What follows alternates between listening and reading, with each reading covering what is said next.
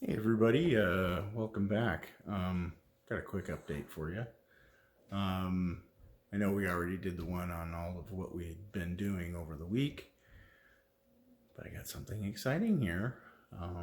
Remember me talking about exciting news? Well, let's take a look. Would you looky there? So we got a used Lamborghini console. This is where we're going to put the stereo, and we got ourselves even a Aventador start button. Got some multifunction controls. Don't know how we're going to get those running.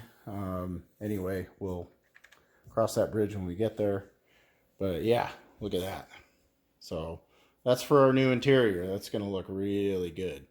And with those vents I showed you, that's going to really class it up and make it look almost like an Aventador. The other thing we're going to have to do is we're going to put our air conditioning unit here, so we'll have to make a fill-in panel for that. And then here, I'm not really sure what we're going to do because we don't have all of the fancy, Corsa and track and all of that kind of buttons. We'll figure out something to put here. But anyway, this is really great.